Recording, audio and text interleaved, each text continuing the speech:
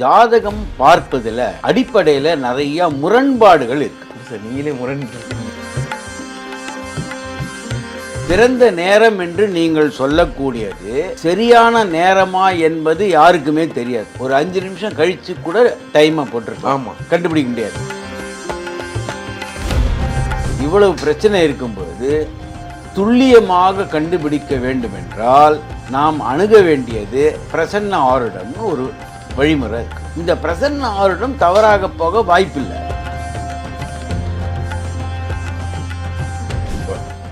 எனக்கும் ஜோதிடரோட பிரசவ ஆமா, 7 மணி அல்லது 8 மணிக்கு நீங்க ஒரு ஜோதிடரை பாக்குறீங்க. சென்னையில் ஒரு 1000 ஜோதிடர்கள் இருக்காங்க. இப்ப என்ன நீங்க பார்க்கும்போது என்ன பிரச்சனைன்னு நான் சொல்றேன். அப்ப அதே நேரத்தில் ஜோதிடர்களை பார்க்கும்போது அதே பிரச்சனை தானா? பிரச்சனை மாறாதா? மாறும். பின்ன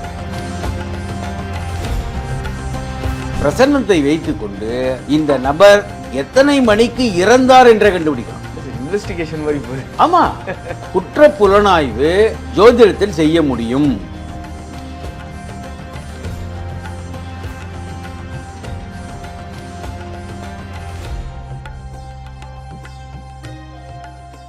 தி டிவைன் தமிழ் நேயர்களுக்கு வணக்கம். நான் விஜய் ஹரிஹரசுதன். இன்னைக்கு நம்ம கூட லால்குடி ஜோதிடர் கோபாலகிருஷ்ணன் அவர்கள் தான் இருக்காங்க.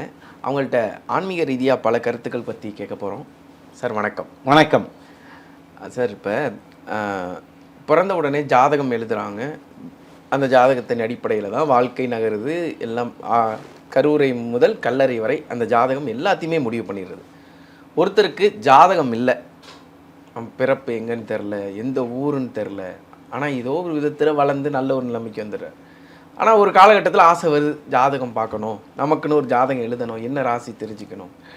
ஜாதகமே இல்லாமல் ஜாதகம் பார்க்கறதுக்கான வாய்ப்புகள் இருக்கா? அந்த வாய்ப்புகள் எப்படிப்பட்டது? அதான் என்னோட கேள்வி. வணக்கம். லால்குடி சப்தரிஷீஸ்வரர் அருளால் உலக மக்கள் நலம் பெற வேண்டும். பொதுவாக ஜாதகம் பார்ப்பதில் அடிப்படையில் நிறைய முரண்பாடுகள் இருக்கு.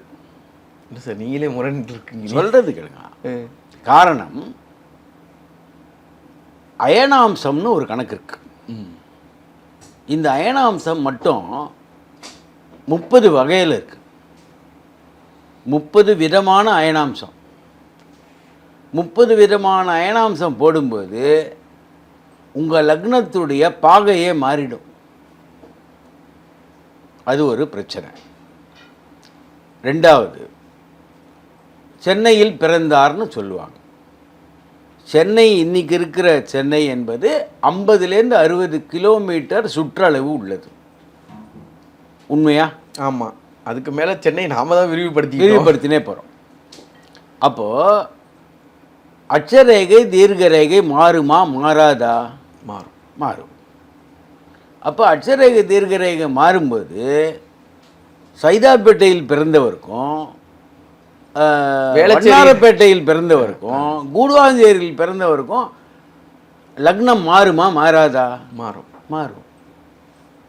இது தவிர பிறந்த நேரம் என்று நீங்கள் சொல்லக்கூடியது சரியான நேரமா என்பது யாருக்குமே தெரியாது. அந்த பிரசவம் நடந்த போது எப்பொழுது அந்த நேரத்தை குறித்தார்கள்? ஒரு 5 நிமிஷம் கழிச்சு கூட டைமை போட்டிருக்கோம். ஆமாம், கண்டுபிடிக்க முடியாது. அப்போது அந்த பிரசவ காலத்து கடிகாரம் தவறான நேரத்தை காட்டியிருக்கலாம். ஒரு 2 நிமிஷமோ 3 நிமிஷமோ. அப்போது ஒரு நிமிடமே எல்லா விஷயத்தையும் தீர்மானிக்கும் போது, சில நொடிப்பொழுதுகளே தீர்மானிக்கும் போது சரியான நேரத்தை கண்டுபிடிக்க வேண்டிய அவசியம் வருகிறது. 2 குழந்தை பிறக்கும்போது ஒரே மாதிரி தான் இருக்கும் ஜாதகம். சில நேரங்களில் லக்ன பாகை கூட மாறாது. ஒரு லக்ன பாகை என்பது 4 நிமிஷம். அப்போது இவ்வளவு பிரச்சனை இருக்கும்போது துல்லியமாக கண்டுபிடிக்க வேண்டும் என்றால் நாம் அணுக வேண்டியது பிரசன்ன ஆருடம்னு ஒரு வழிமுறை இருக்கு. இந்த பிரசன்ன ஆருடம் தவறாக போக வாய்ப்பில்லை. காரணம், நீங்களும் நானும் சந்திக்கக்கூடிய நேரம் நமக்கு தெரியும், துல்லியமாக எடுக்கலாம்.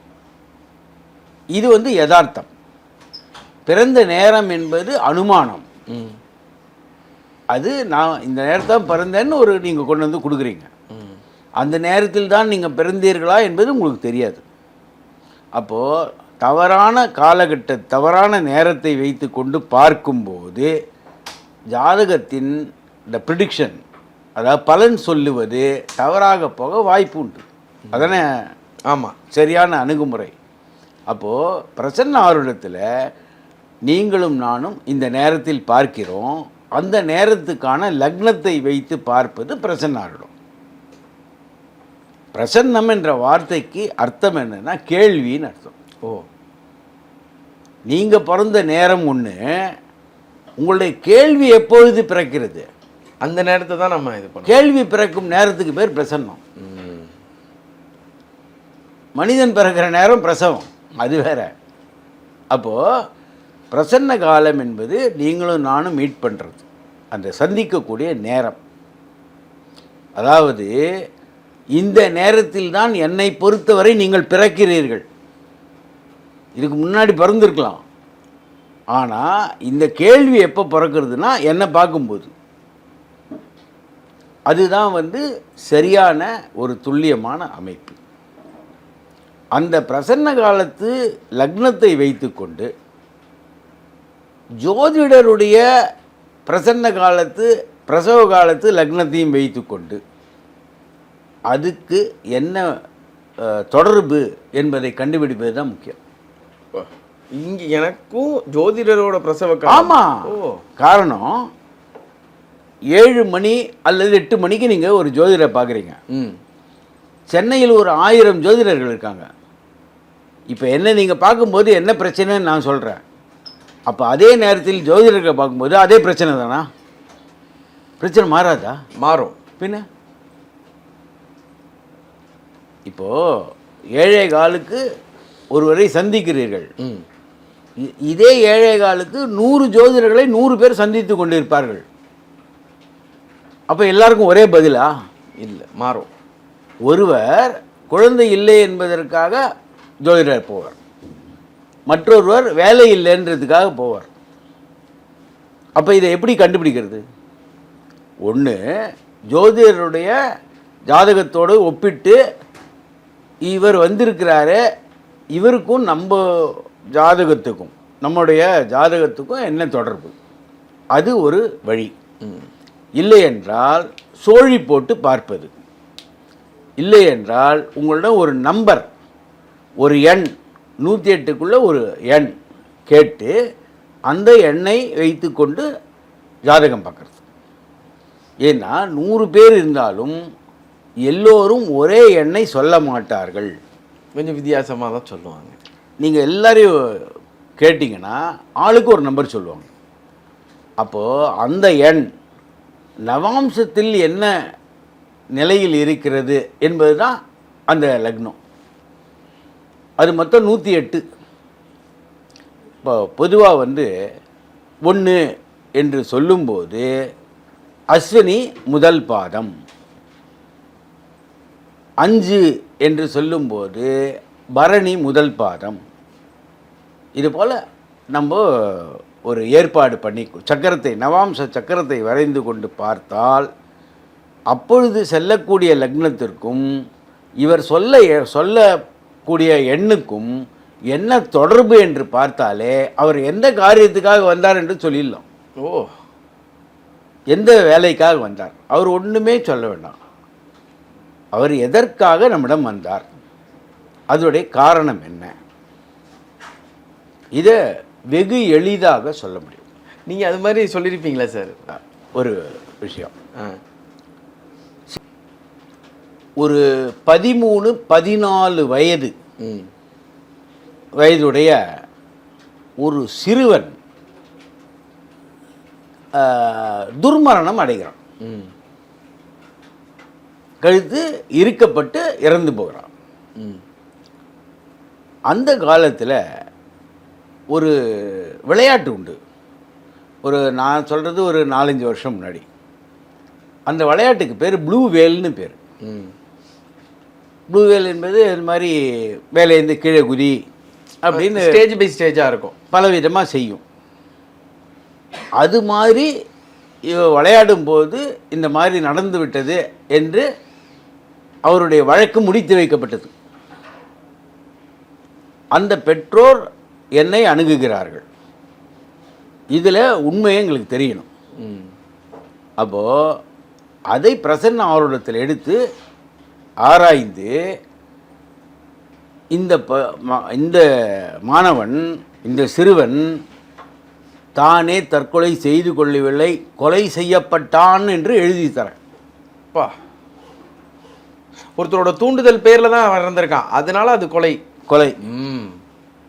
அது இல்லை, அவனை ஒரு ஆணும் பெண்ணும் கொலை செய்திருக்கார்கள். ஓ, 2 பேர் சேர்ந்து. 2 பேர் சேர்ந்து. வேறு ஒரு தவறான விஷயம், சாட்சி அந்த சிறுவன் கையில் அகப்பட்டதால். அப்போது ஒரு பிரசன்னத்தை வைத்து கொண்டு இந்த நபர் எத்தனை மணிக்கு இறந்தார் என்றே கண்டுபிடிக்கலாம். சரி, இன்வெஸ்டிகேஷன் மாதிரி போகுது. ஆமாம், குற்ற புலனாய்வு ஜோதிடத்தில் செய்ய முடியும். மாந்தி என்ற ஒரு கிரகம் இருக்கு. இந்த மாந்தி தான் மரணகாரகன்னு பேர். இந்த மாந்தியை கொண்டு, மாந்தியும் பிரசன்ன காலத்து லக்னத்தையும் எடுத்துக்கொண்டால் அந்த மனிதர் எத்தனை மணிக்கு உயிர் துறந்தார்னு சொல்லலாம். அந்த பிரசன்ன காலத்து லக்னத்துக்கு 7ஆம் இடத்தை வைத்து கொண்டால் யார் இதை செய்தார்கள் என்று சொல்ல முடியும். பா, போலீஸ் இன்வெஸ்டிகேஷனுக்கு ரொம்ப தாராளமாக பண்ணலாம்.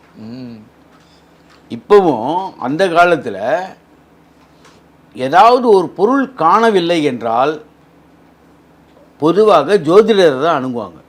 இந்த சோழி போட்டு பார்க்குறது, ஜோதிடர் தான் அணுகுவாங்க. அதாவது மாடு காணவில்லை, நகை காணவில்லை, சில நேரங்களில் மனிதர்களையே காணவில்லை. அது மாதிரி ஒரு நிகழ்ச்சி வேலூர் பக்கத்திலேருந்து எனக்கு ஒரு தொலைபேசி வருது. அவருடைய தந்தை காணும். அவர் தொலைபேசியில் தான் எனக்கு சொல்லுகிறார். அந்த நேரத்தை வைத்து கொண்டு நான் கணக்கு போடுறேன். அந்த மனிதர் கேரள தேசத்தில் ஒரு சிறையில் இருக்கிறார் அப்படின்னு வருது கணக்கு. பா,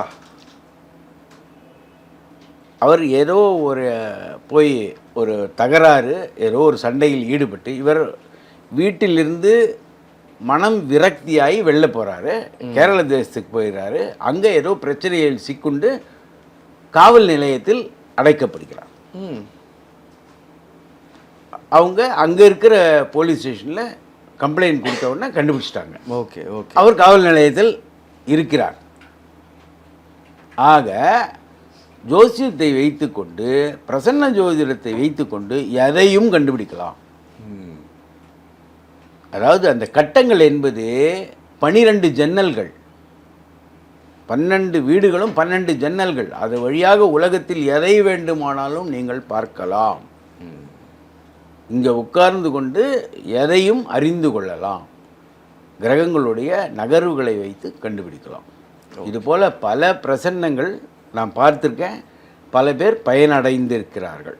ஓகே சார். ஒரு கம்ப்யூட்டர் கம்பெனி, அதில் சிறிய அளவுக்கு டிஷ் ஆண்டனா காணாமல் போய்விட்டது. அந்த பிரச்சனை என்கிட்ட வருது.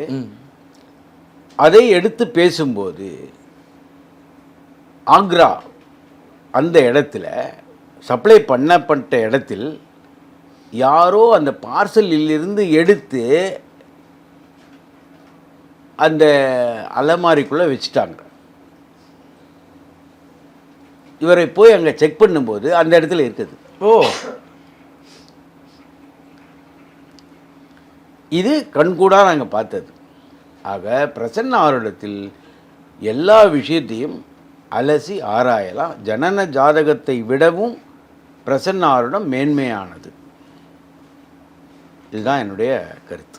Okay sir. இப்போ பலரும் யோசிச்சுட்டு இருப்பாங்க, அச்சோ இத்தனை நாளாக வந்து ஜாதகம் மட்டும் இருந்தால் தான் எல்லாமே நடந்துரும் அப்படின்னு நினச்சிட்டு இருந்தோம். இப்போ வந்து பிரசன்னாருடம் அப்படின்னு ஒரு வழி இருக்குது, அதன் மூலமாக எல்லாத்தையும் கணிக்க முடியுங்கிற ஒரு வழியை நீங்கள் இன்றைக்கி சொல்லியிருக்கீங்க. பலருக்கும் உதவியான ஒரு விஷயத்த சொல்லியிருக்கீங்க. ரொம்ப நன்றி சார். நன்றி.